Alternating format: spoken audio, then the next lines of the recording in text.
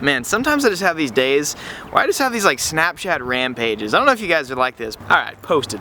Let's go. So it's been literally like a year and a half, if not more, since I have made a walk around video of me. You know what, let's get you guys a better view of this. I want you guys to actually see my car behind me. It's been like a year and a half or so since I have made a walk around video of this car and made like an overview of what I've done to the car. So that's what we're going to do today. So I'm going to talk to you guys about what I've done.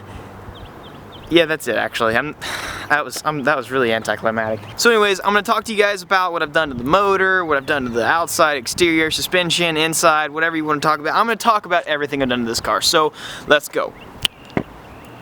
Oh yeah, how'd you like that transition though? Here is my 2008 Subaru STi. First, I guess let's talk about the power, since it's probably the only thing that's going to retain most of you guys' attention. Now, this car makes a lot of people angry for several reasons, because it has a fully built motor and it doesn't make a lot of power. You're probably asking, Evan, why? Well, because the motor went kaput, because it's an EJ257, and I had to rebuild it. So anyways, yes, it's got a fully built Stage 2 short block from all-wheel drive tuning, so it's got fully forged internals. I've actually got a front mount intercooler. Now, a lot of people get really mad because I have stock turbo. A lot of people get really mad that I have a stock turbo with a front mount intercooler. There's a lot of reasons, but in all honesty, it's just because the car just runs better with it, and that's arguable. You can sit there and argue with me all day long. I'm not going to change it. So, got a Cobb intake. I've got, that's a turbo XS front mount intercooler. I got a Grim Speed air to oil separator. I do have, like, you can go ahead and get a good look at it. So yeah, you can see back there, got the Cobb heat shield. I need to do a timing belt change actually, but you can see down there, you might not be able to see it, but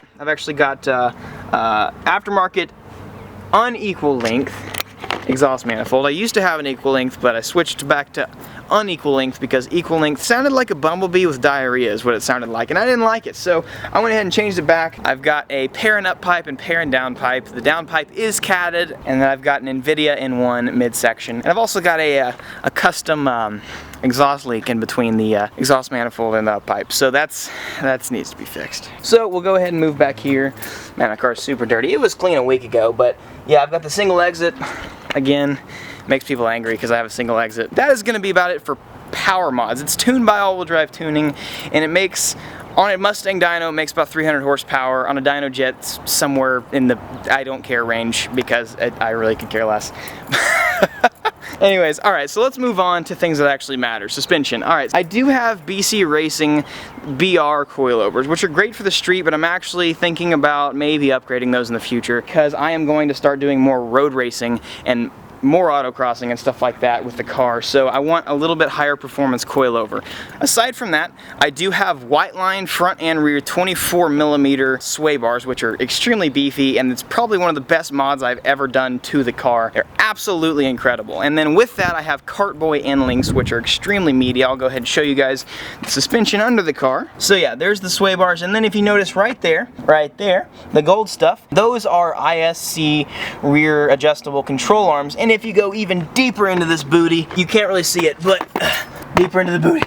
Nope, can't do it. Oh, I actually have white line adjustable rear toe arms as well, so that I can get full functionality out of my suspension and fully adjustable, like 100% fully adjustable alignment. So I've actually got a negative 2.5 degree camber alignment all the way around, and that's not because I want to look fancy. That's because I've driven this car a lot, and that is what this car needs to grip around corners and actually function around a corner. That's going to be about it for the suspension. If you notice here, you guys are probably going to ask about the wheels. I'll go ahead and move on to the wheels here in a second. So I've got brakes. I've got Adams rotors. These are actually Adams rotors. The link to Adams rotors is always in the description. These are actually custom-made rotors. Those are not drills. Those are actually dimples. So the only thing that actually is effective on this brake are the slots. The dimples really are just for looks. And so yeah, I got those from Adams rotors. They are beautiful. They're really well made, and this car has some insane stopping power. And then I've also got some Stop Tech high performance pads, and yeah. So, and then I'll go ahead and show you guys back here as well. So the wheels, let's move on to the wheels. Thanks to NK again for letting me try out the newer wheels. I actually have a few different sets of wheels. These are actually going to continue to be my daily. This is actually the first time I've ever actually announced this, so you guys should be hyped right now. I'm going to keep these wheels. These are NK NTO3 plus M's, and I'm actually going to keep these for daily use. They are 18 by 9.5 with a 27 offset so they're pretty wide for this car, and they've got about as low of an offset as I would ever want to go. Now, track wheels. Autocross wheels. I'm actually going to ride these tires out as long as I can, so I'm not going to be using the other ones, but I will actually be using my NK TS10s for track use. So I will be getting an R comp for those, and I will be hauling those because this is a big man van. I don't need a trailer. I will actually be able to haul the tires to track days and the back of the car because I got room, I got space. Got a man van over here. Now, the tires that I have on here right now are Bridgestone Potenza RE11s, and they are just an incredible all-wheel drive tire. In fact, I'm honestly torn between buying like an R comp or these again, because these, I love these tires. Anybody who's ever rode in my car before and I've ever driven decently hard has been sold on these tires. However, for my road course tire, I'm going to be getting, I think I'm going to be going with an R888 R comp, so we'll see how that goes. Let's go around and talk a little bit about aesthetics and what I've done to the exterior to make it look how it looks. I'll go ahead and focus on this a little bit. The first thing everybody always notices is how much wider my car is than the factory STi. Yes, it actually is much wider than the factory STi. I had these fenders pulled by Customs Unlimited, and there is zero rubbing, there is zero problem. I have pulled and rolled each fender all the way around. I did that so that I could fit a proper size wheel and tire on this car. Arguable, yes. I don't care. Aside from that, let's see, I got a custom broken bulb in here, but I don't know what the hell happened, but I had high beams. Like, I have yellow high beams in here, which you can actually, I'll go ahead and show you guys that right now. One of them just literally just decided to pop, and I always use gloves whenever I install this kind of stuff, so I don't know what the heck happened. I don't know if it popped because of oil from hands or because of like a bump, I don't know. I've got window tint.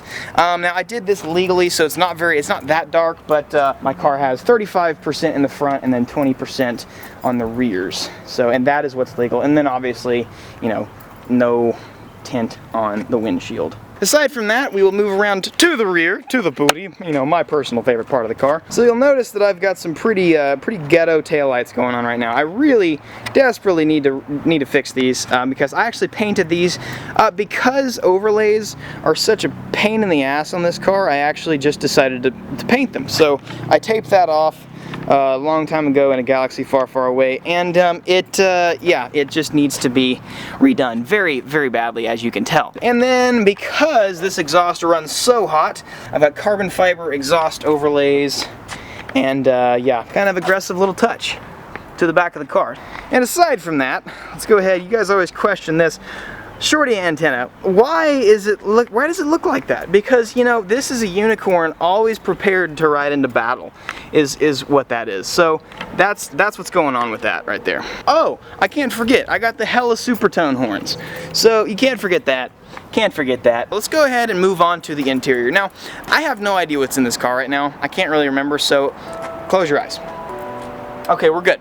What I've done to the interior of the car, so I've got my Cobb access port right here, and then I have a AAM boost gauge, and then I got one of the most important things I've ever had installed on my car, or ever done to my car, is the air to fuel. Golly, I can't find the air to fuel wideband that I've got right here. That is probably the most important thing that you can put on any turbo car. I've got a Passport X50 or something like that. I don't know. It's been forever since I bought that thing. So anyways, and oh yeah, I forgot I have this in here. I haven't taken that out yet. And then you can't forget the Cobb knob. And then here we go. Most common question. So I have the back of the rear seats removed. Now I actually have the bottoms in right now just because it looks nicer, and I don't know. But anyways, it takes me like literally like 30 seconds to strip everything out of there. In all honesty, like, yeah, it does reduce some weight. I could tell you it's for weight reduction. That wouldn't be a lie, because calculated load is a huge issue for these cars, and the less weight you have in the car, the better this car is going to run. So, you know, if I can get rid of 40 pounds, I'm going to get rid of 40 pounds.